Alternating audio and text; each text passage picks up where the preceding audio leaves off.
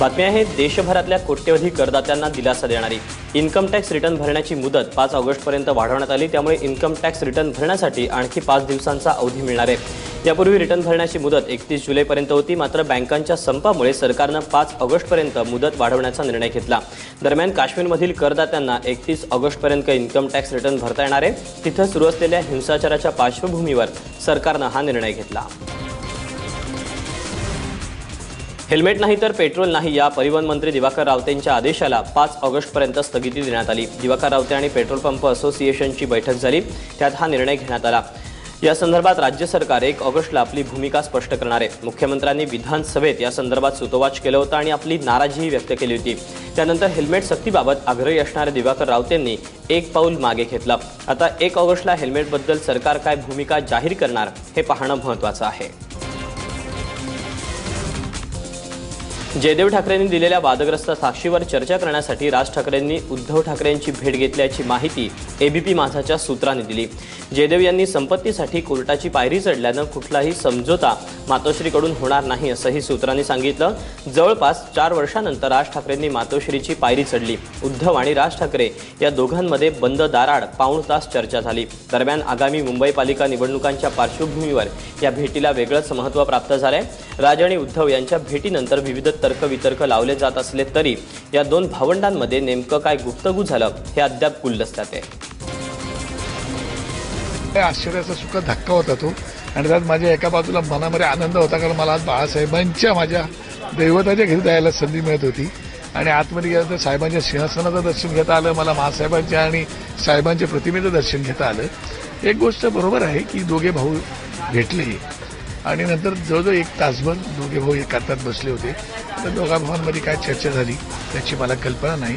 जे नातं आहे त्या नात्यामध्ये आपण नाक खुपसू नये असं मला स्वतःला वाटतं। त्यांनी जेव्हा भूमिका मांडतील तेव्हा आम्ही त्याच्यावर बोलू ना, ते बाहेर येऊ दे, त्याच्यावर भाष्य करू दे, पण या विषयावर भविष्यामध्ये। पण मला वाटतं मनसेची शिवसेना कदापि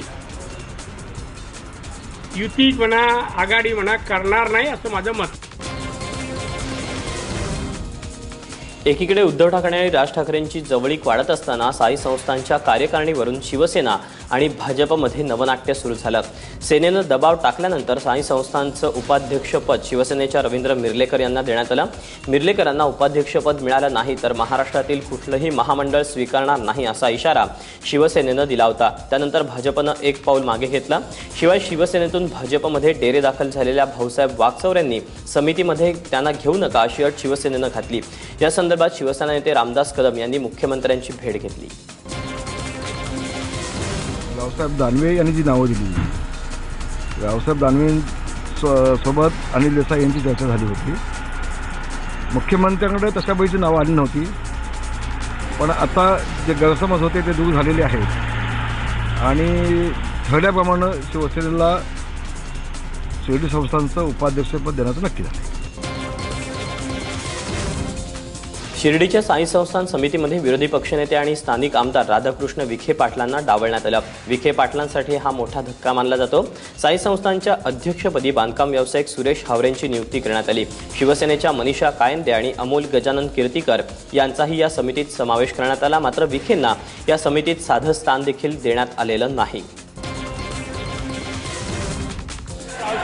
भ्रष्टाचारानंतर आता विरोधकांनी सरकारची कोंडी करण्यासाठी स्वतंत्र विदर्भाचा मुद्दा हाती घेतला। स्वतंत्र विदर्भासंदर्भात भाजपचे खासदार नाना पटोले यांनी लोकसभेत प्रस्ताव ठेवला। ही बाब गंभीर असून या प्रकरणी राज्य सरकारनं आपली भूमिका स्पष्ट करावी अशी मागणी राष्ट्रवादी काँग्रेसचे नेते अजित पवार यांनी केली।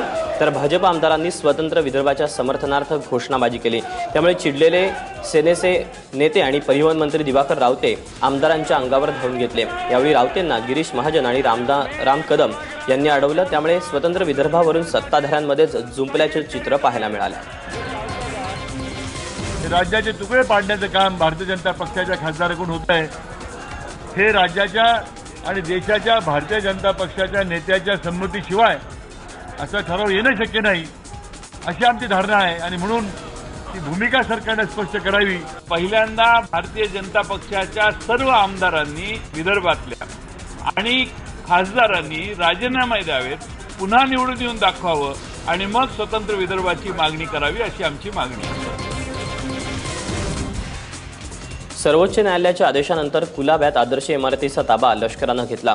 31 मजल्यांची ही इमारत उभारताना जमीन अधिग्रहणापासून परवानग्या देण्यापर्यंत सगळीकडे नियम आणि कायद्याचं उल्लंघन झाल्याचा ठपका हायकोर्टानं ठेवला होता. विशेष म्हणजे आदर्श घोटाळ्यामुळे माजी मुख्यमंत्री अशोक चव्हाण यांना देखील खुर्ची गमवावी लागली, तर डझनभर IAS अधिकारी गजाआड झाले होते. आता ही इमारत लष्कर कुठल्या कारणासाठी वापरणार हे पाहणं महत्त्वाचं आहे. पुण्यात काल बालेवाडी परिसरात इमारतीचा स्लॅब कोसळून झालेल्या अपघातात 9 कामगारांचा मृत्यू झाला. या प्रकरणी बिल्डर अरविंद जैन, श्रवण अग्रवाल यांच्यासह 10 जणांवर गुन्हे दाखल करण्यात आले. या इमारतीला फक्त 11 मजले आणि पार्किंगची परवानगी देण्यात आली होती. मात्र पार्क एक्सप्रेस या इमारतीचं बांधकाम 14व्या मजल्यापर्यंत करण्यात आलं होतं. सकाळी 10:30 वाजल्याच्या दरम्यान 14व्या मजल्यावर स्लॅब टाकण्याचं काम सुरू होतं. याच वेळी स्लॅबचा एक भाग कोसळून 9 कामगारांचा मृत्यू झाला, तर काही कामगार जखमी झालेत. दरम्यान मृतांच्या नातेवाईकांना प्रत्येकी 2 लाख रुपये देण्यात येणार असल्याचं बिल्डरतर्फे सांगण्यात आलं. लोक काम करत होते सकाळपासून त्या ठिकाणी. किती वाजता झालं आणि किती लोकांना तुम्ही बाहेर काढलं? सकाळपासून स्लॅबचं काम चालू होतं. जवळपास 100-150 लोक या ठिकाणी काम करत होते. पण एका ठराविक भागाचा स्लॅब साठी जी केलेली पायाभूत सुविधा अपूर्ण असल्यामुळे तो संपूर्ण वजनामुळे संपूर्ण स्लॅब ढासळला. नियम आहेत, त्या नियमातूनच आपण परवानग्या देत असतो. दुर्भाग्यवश काही ठिकाणी जे नियम पाळले जात नाही, ज्या ठिकाणी प्रिकॉशन्स जे सांगितले गेले आहेत त्याप्रमाणे घेतले जात नाही, तिथे हे दुर्घटना होतात. याच्यात वादच नाही. दोषी आढळल्यानंतर इरेग्युलॅरिटीज असतील, प्रिकॉशन्स घेतले नसतील, त्याच्यावर जो आहे आपण कडक फौजदारी कारवाई सुद्धा करणार. जे लोक इंजुर्ड झाले, मृत्यू झाले, आमच्यातर्फे ते कॉन्ट्रॅक्टरचे लेबर होते, ते सोडून कॉन्ट्रॅक्टर जे काय करणार ती गोष्ट वेगळी आहे. पण आमच्यातर्फे, कंपनीतर्फे आम्ही 2 लाख रुपये पर पर्सन हे आम्ही कॉम्पन्सेशनचा विचार करत आहे. श्रमदानातून आंबेडकर भवन उभारण्याच्या प्रकाश आंबेडकरांच्या घोषणेला हायकोर्टानं स्थगिती दिली आणि दोन्ही गटांनी सबुरीनं निर्णय घ्या असा सल्ला दिला. दादरमधील आंबेडकर भवन पाडकाम केल्यानंतर प्रकाश आंबेडकर यांनी श्रमदानातून आंबेडकर भवन उभारण्याची घोषणा केली होती. मात्र या कार्यक्रमाविरोधात आंबेडकर भवन ट्रस्टींनी कोर्टात धाव घेतली आणि प्रकाश आंबेडकरांचा जमिनीवर कब्जा करण्याचा डाव असल्याचा आरोप केला. हायकोर्टानं त्या जागेवरचा दगडही न हटवण्याचे आदेश दोन्ही गटांना दिले. या आदेशाचा अवमान झाल्यास पोलिसांनी तातडीनं कारवाई करावी असे निर्देशही कोर्टानं दिले. पिंपरीतील DY पाटील महाविद्यालयात आयकर विभागाची छापेमारी 3ऱ्या दिवशीही सुरूच आहे. काल पिंपरीतील DY पाटील कॉलेजच्या अकाउंटंट आणि रजिस्ट्रार यांना चौकशीसाठी नवी मुंबईतील DY पाटील कॉलेजमध्ये आणलं गेलं. तसंच आयकर विभागाकडून शिक्षण संस्थेतील अधिकाऱ्यांची चौकशी आणि कागदपत्रांची छाननी करण्यात आली. या कारवाईमागचं कारण अजूनही गुलदस्त्यात आहे. आयकर विभाग आणि DY पाटील संस्था दोघांनीही या प्रकरणावर मौन पाळल्यानं या कारवाईबाबत काहीच माहिती मिळत नाहीये.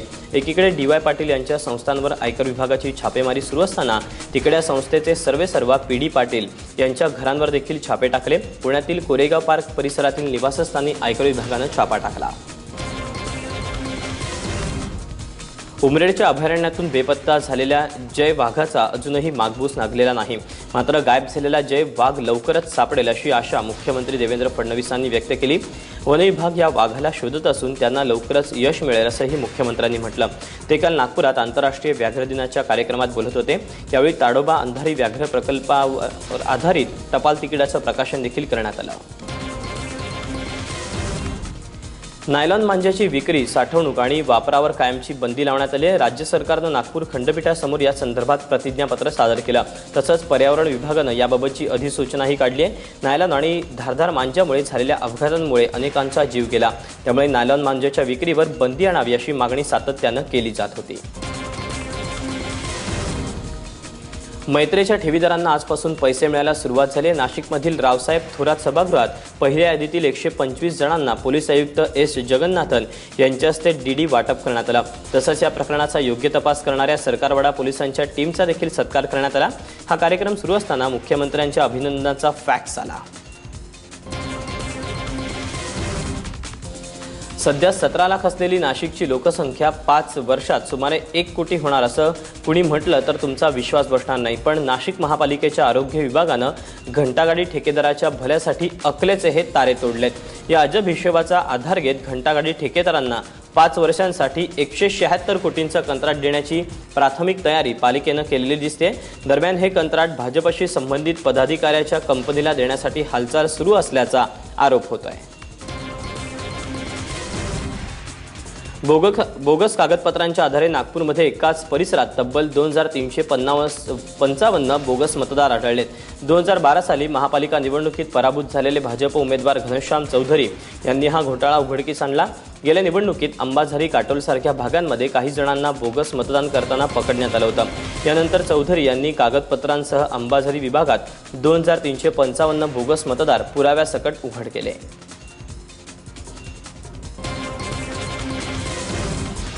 रस्त्यांवरचे खड्डे आणि बेकायदेशीर वाहतुकीमुळे कल्याणमध्ये एका तरुणीला जीव गमवावा लागला. कॉलेजमध्ये जाणाऱ्या तरुणीच्या स्कूटीला डंपरनं धडक दिल्यानं तरुणीचा जागीच मृत्यू झाला. कल्याणमधल्या हजी अली मलंगड रोडवर काल सकाळी हा अपघात घडला. प्राजक्ता फुलोरे असं या तरुणीचं नाव आहे. पोलिसांनी डंपर चालकाला अटक केली. कल्याण पूर्वमध्ये रस्त्यांवरील खड्ड्यांमुळे झालेला हा दुसरा अपघात आहे. भिवंडीजवळच्या खालिका गावात बाटलीत असलेल्या केमिकल्सच्या स्फोटात एक महिला गंभीर जखमी झाली. गुरुवारी ही घटना घडली. मुलाच्या नावानं असलेल्या गिफ्ट उघडताना बाटलीचा स्फोट झाला. स्फोट एवढा भयानक होता की त्या महिलेच्या हाताच्या अक्षरशः चिंधड्या झाल्या. ठाणे जिल्ह्यातल्या खालिका गावात ही घटना घडली. अभिजित घरत या तरुणाच्या दुचाकीवर अज्ञात व्यक्तीनं एक कॅरी बॅग ठेवली. यावर लिहिलं होतं की हे गिफ्ट अभिजितसाठी आहे आणि त्यानं घरी जाऊन उघडावा असा संदेश दिला होता.